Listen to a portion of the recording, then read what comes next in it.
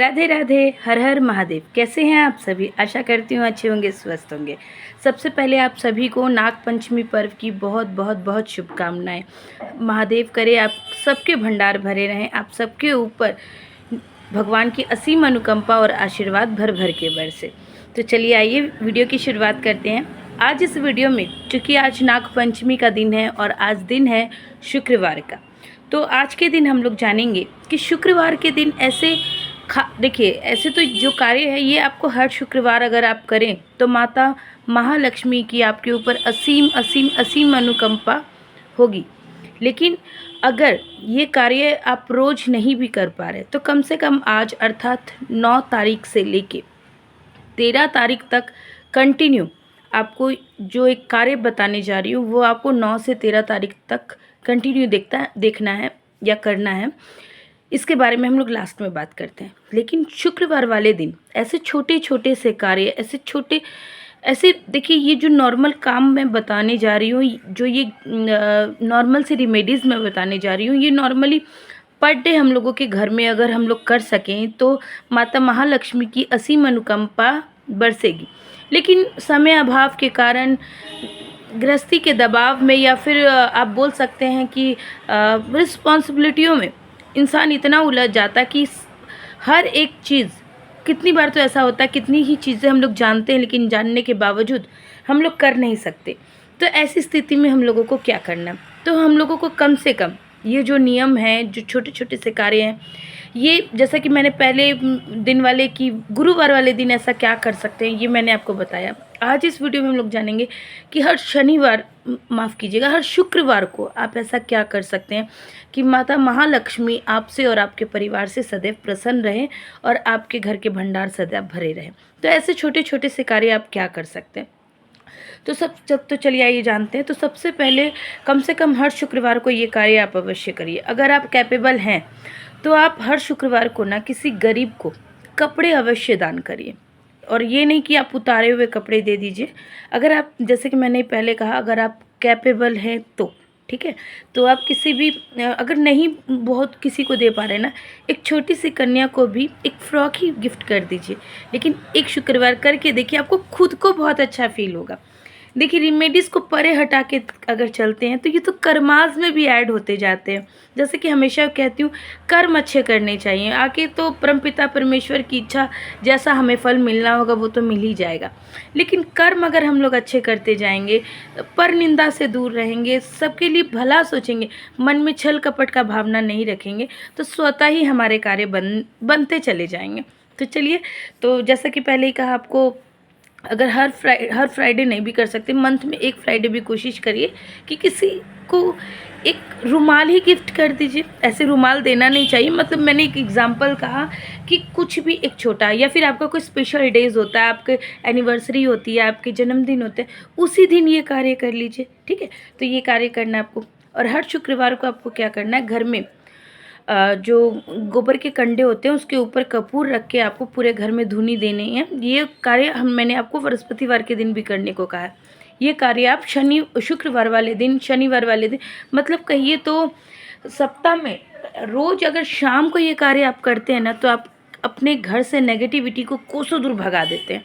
तो ये कार्य आप रेगुलर कर सकते हैं। डेली शाम को कोशिश करना चाहिए कि घर के हर कोने में, और ख़ासकर जब आप संध्या बाती कर रहे हो तब हर कोने में उजाला हो। ठीक है, तो इसका भी आपको पूरा ध्यान रखना है।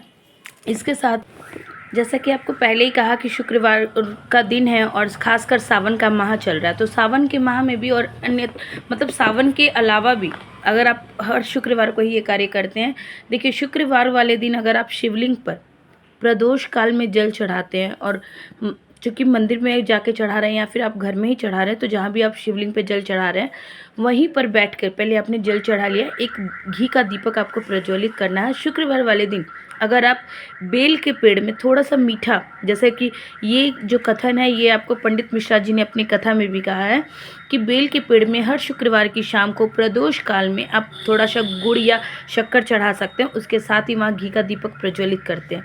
तो इससे तो आपके क्या हुआ, इससे आपका जो भी फाइनेंशियल जो भी कर्ज लोन वगैरह है, ये सब में थोड़ी आपको राहत मिलती है। ठीक है, लेकिन अगर आप माता को प्रसन्न करना चाहते हैं तो ये कार्य आपने किया, संग संग आप भोले महादेव जी पे एक लोटा जल भी समर्पित करेंगे। घी का एक दीपक आप भोलेनाथ जी के समक्ष प्रज्वलित करेंगे। और जो रुद्राक्ष की माला होती है, अगर आपके पास माला नहीं है तो आप हाथों पे भी कर सकते हैं।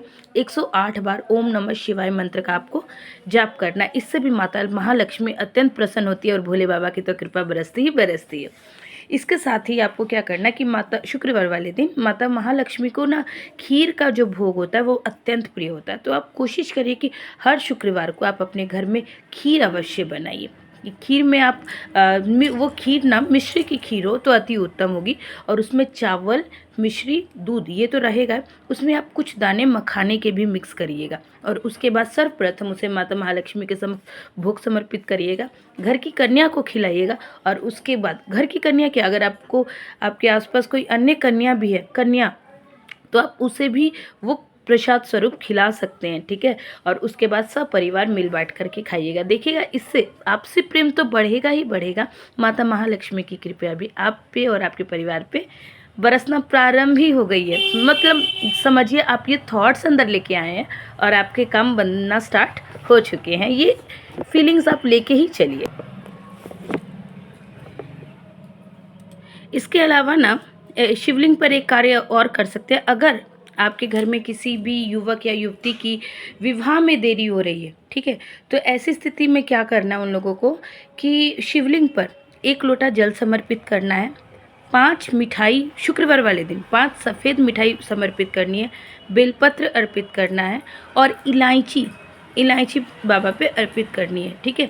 और उसके बाद क्या करना है, घी का दीपक प्रज्वलित करना है। भोलेनाथ की आरती करनी है। भोलेनाथ के समक्ष अपने दिल की प्रार्थना कहनी है कि क्यों उसका जो भी सबका विवाह नहीं हो पा रहा है, जो भी आपके मन के अंदर जो भी कष्ट है, जो भी विपदा, जो भी प्रार्थना है, वो आपको भोलेनाथ के समक्ष कहनी है। देखिएगा भोलेनाथ कैसे आपके घर में विवाह के योग तुरंत बना देंगे। तो ये कार्य भी आप कर सकते हैं। इसके अलावा शुक्रवार वाले दिन धन प्राप्ति के लिए आप भगवान श्री हरि विष्णु के शालिग्राम स्वरूप की अथवा लड्डू गोपाल जी की भी शुक्रवार वाले दिन पंचाभिषेक कर सकते हैं। इसके अलावा आप शंख में दूध भर के उससे भी उनका अभिषेक कर सकते हैं। इससे भी माता महालक्ष्मी अत्यंत ही प्रसन्न होती है। तो इस तरीके से ये छोटे छोटे से कार्य हैं जिन्हें करके आप माता महालक्ष्मी को प्रसन्न कर सकते हैं, माता महालक्ष्मी की कृपा के पात्र बन सकते हैं। और महालक्ष्मी के साथ जब भी आप महालक्ष्मी की पूजन करें तो विष्णु पूजन अवश्य करें। लड्डू गोपाल का पूजन, अगर आपके घर में लड्डू गोपाल जी है तो उनकी भी विशेष पूजा अर्चना अवश्य करिएगा। तब जाके ही माता पार्वती, माता लक्ष्मी प्रसन्न होती हैं और आपके घर के भंडार सदैव भर के रखती हैं। तो आशा करती हूँ आपको ये वीडियो समझ में आई होगी। फिर भी कहीं पे कोई भूल त्रुटि रही हो तो क्षमा याचना चाहती है बंदी। और कोई आपकी कोई क्वेश्चन है किसी रिगार्डिंग तो आप मुझे व्हाट्सअप या मेल कर सकते हैं। और कैसी लगती है आपको मेरी बातें, अगर अच्छी लगती है तो एक लाइक और एक सब्सक्राइब अवश्य करिएगा। और अपने चैनल हिंदू कल्चर को अपना प्यार देते रहिएगा। राधे राधे, श्री हरिदास।